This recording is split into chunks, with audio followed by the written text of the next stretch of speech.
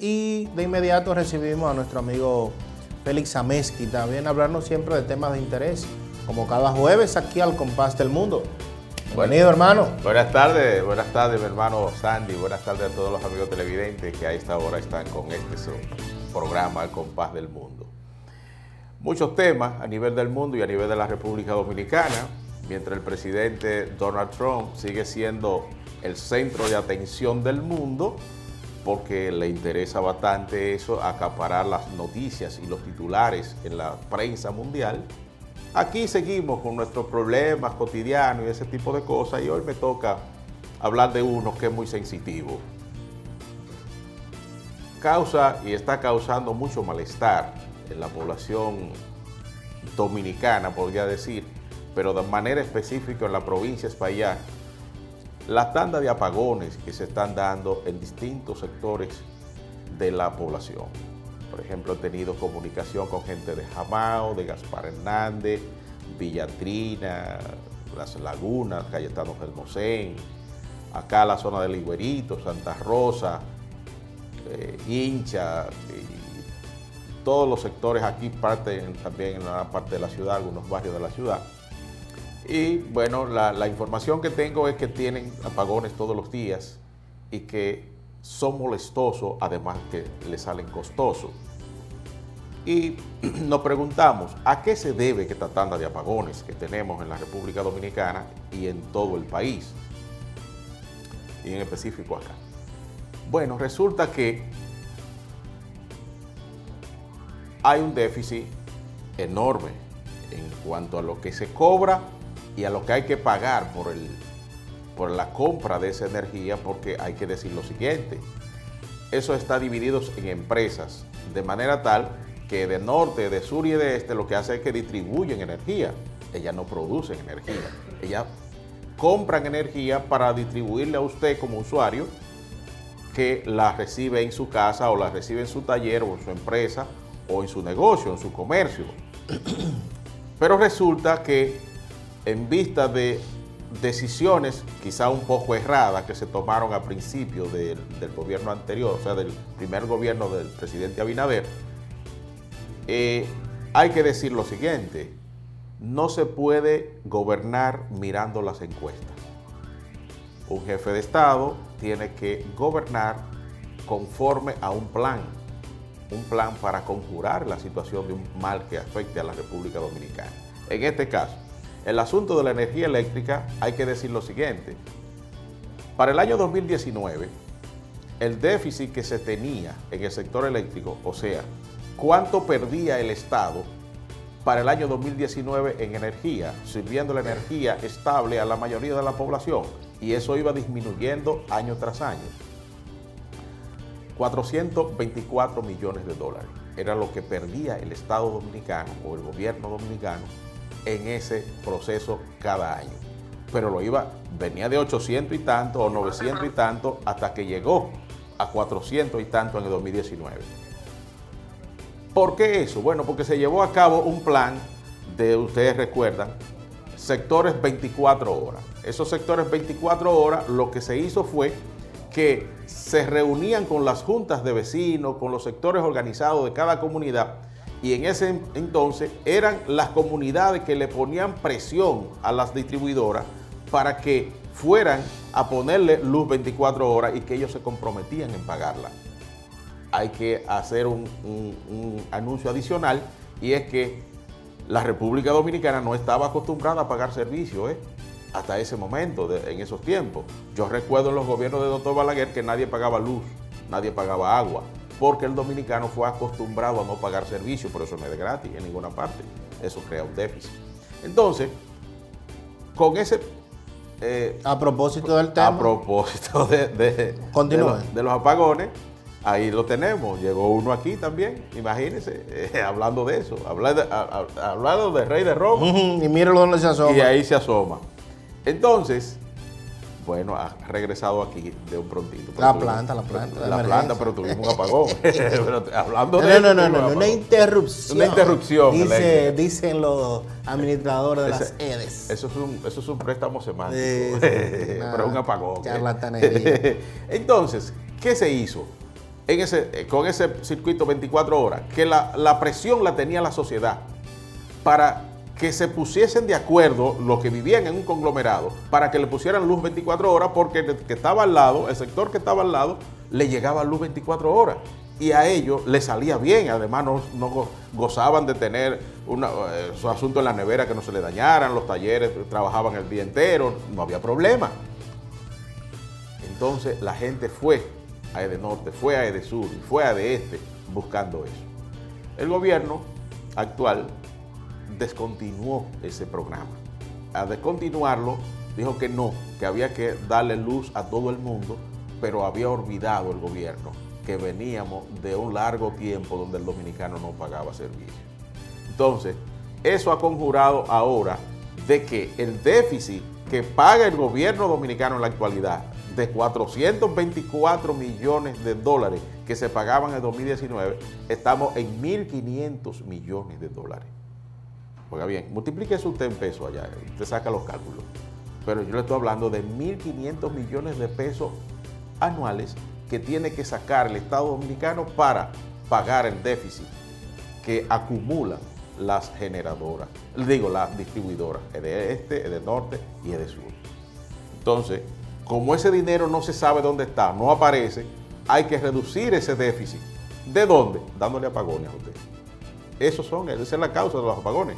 O sea, el sector privado sigue produciendo energía. Lo que pasa es que el gobierno ahora, a través de las distribuidoras, está comprando menos energía porque está poniendo energía en línea que no está cobrando. Y no le está cobrando, una por deficiencia de Edenorte, de Edesur y de Este, y otra porque hay ciudadanos, vamos a decir ciudadanos, hay dominicanos y dominicanas que tienen el servicio de la energía eléctrica pero no lo pagan. Tan sencillo como eso. Pero eso causa problemas. Porque usted que tiene un taller de banistería, que tiene un salón de belleza, la mujer que tiene un salón de belleza, el que tiene un colmado, el que tiene una cafetería, el que tiene un taller, necesita energía para poder trabajar. Bueno, pues si usted tiene un apagón que se le va a las 9 de la mañana y le regresa a las 3 de la tarde, usted se tronchó el día. Le tronchó el día, tan sencillo como eso.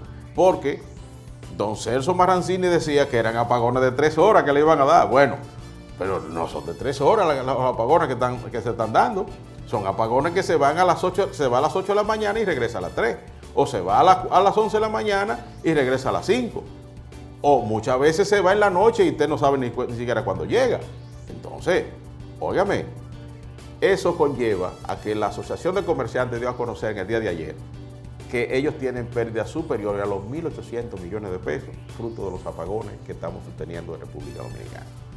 Entonces, en definitiva, las bajas inversiones, las malas decisiones que se han tomado en el sector eléctrico, al igual que la baja inversión en infraestructura que tenemos ahora en la República Dominicana, tenemos múltiples problemas. Y el gobierno ahora no tiene de dónde sacarlo porque se ha destinado dinero para gasto corriente, demasiado gasto corriente. Por ejemplo, por eso usted ve que las obras de infraestructura importantes que se tienen que acometer, que se tienen que realizar, que se tienen que entregar, no se entregan. Ese es el caso de la circunvalación de Moca, ese es el caso de la autopista Duarte, ese es el caso del metro de los Alcarrizos. Ninguno, ¿por qué? Porque no hay dinero para invertir, porque está comprometido con pagos en gastos corrientes. Este ha sido el gobierno que menos dinero invierte en obras de desarrollo. Por ejemplo, cuando los gobiernos de Dr. Balaguer se le decía los gobiernos de varilla y cemento. Bueno, porque los gobiernos de Dr. Balaguer se caracterizaron con invertir alrededor del 6% del PIB en obras de infraestructura. Por eso usted veía muchos complejos de apartamentos, calles, carreteras, acueductos, presas, todo ese tipo de cosas.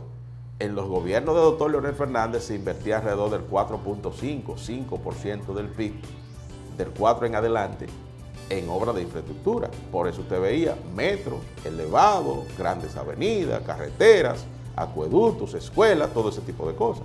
En los gobiernos de Danilo se invertía alrededor del 4%, 4.5% en obras de infraestructura y se veía lo mismo, muchas escuelas, y ese tipo de cosas.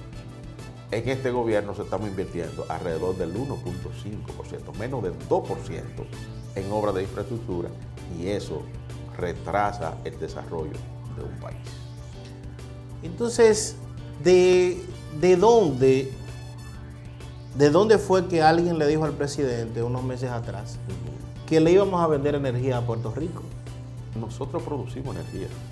O sea, acá tenemos las empresas que producen energía, por ejemplo, las Itabo, que son mitad del gobierno, mitad del sector privado, las Coyente y todo eso. Aquí producimos energía tenemos. Lo que sucede es que no se pone en línea, porque si se pone en línea se pierde. Hay una pérdida primero natural de cuando se pone en línea por déficit en las redes, en las redes y ese tipo de cosas. Y el otro déficit es porque no la paga, no se paga. O sea, el déficit... O sea que si le fuéramos a vender a Puerto Rico, sí energía. tenemos la de venderle. Sí. Aún teniendo los pagones. Eso es difícil que la gente lo entienda. Es un asunto complicado. No, porque son empresas distintas. El gobierno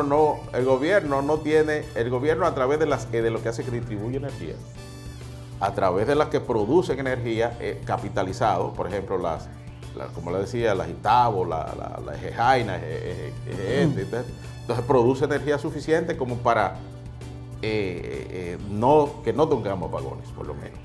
Tenemos que invertir más, tenemos que producir, tenemos que hacer otras plantas, porque cada día hay mayor demanda de energía en la población. O sea, la población crece, hay nuevos negocios, hay nuevas infraestructuras, ese tipo de cosas que demandan más energía, más población.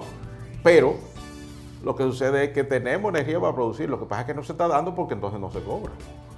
Una de las experiencias que más me impactó de Medellín fue precisamente la hidroeléctrica. Sí. Y nos decían los guías que esa hidroeléctrica de El Peñol produce tanta energía que de hecho le vende energía a Panamá y a otros países. Sí. Pero el ejemplo mejor lo tiene Paraguay. Paraguay es el país de América Latina que más energía vende, porque ellos tienen una gran presa en esa catarata del Iguazú, por ahí en esa zona, y tienen mucha energía. Y Paraguay le vende energía a Uruguay, a Brasil y hasta Argentina. Por ejemplo, el caso más fantástico también lo tiene Costa Rica. Costa Rica, el 90% de la energía que produce es hidroeléctrica. Ellos tienen energía que no compran más que las hidroeléctricas se la proporcionan. Y allí usted no tiene apagones. Estamos lejos de... Por ejemplo, en los tiempos en que yo viví en Venezuela, Venezuela tiene una gran represa, se llama la represa del Guri. La represa del Guri tiene un lago que debe ser de la mitad del territorio de la República Dominicana. Yo estuve allí, fui a ver aquella represa. Dije, no, yo no me voy de ahí sin ver esto. Es un brazo de mar, como dice la gente en sentido general. Y esa represa le daba energía. Las turbinas que habían allí le daban energía al 90% de Venezuela. Ellos producían el 90%, solo en eso. Wow. Producían el 90% de la energía que consumía Venezuela en aquel tiempo. Y es fantástico. O sea, nosotros tenemos energía hidráulica, tenemos algún porcentaje. Estaba mirando los porcentajes y es como un 3%. Sí, muy poco. La generada por las hidroeléctricas. Nosotros podíamos ir a energía renovable. Yo creo que tenemos bastante viento. Aquí hay zonas que tienen bastante viento. Incluso he visto algunos proyectos de energía eólica. Tenemos sol, bastante buen sol todo el año, que podríamos podría ser la que mayor provecho nos daría. Daría bastante proyecto. Un buen proyecto de energía fotovoltaica. De manera que veremos. Bueno, y tenemos un ejemplo cerca del aeropuerto. Tiene ahí energía eléctrica. Energía solar. Con paneles solares que están en el techo. Tan sencillo como eso. Hay otros países que están invirtiendo bastante en energía solar, porque el sol no cobra. Está ahí y viene todos los días. Y en países como el nuestro, entonces... Que un sol tropical, sobre todo, que pasa casi los 365 días del año con un buen sol. Entonces debíamos aprovecharlo. Igual que también en otros países aprovechan las olas del mar. También producen energía a través de las olas del mar. Pero yo pienso que debemos tomar esto en serio, porque donde no hay energía, no hay desarrollo. Y no hay manera de ustedes hacerle entender a la gente de que tenemos energía, pero no le estamos distribuyendo. Y que hay que pagarla. Es así. Bueno, muchísimas gracias, señor, Gracias por a estar ti. con nosotros. Un tema siempre de mucho interés para todos ustedes. ACM, al compás del mundo.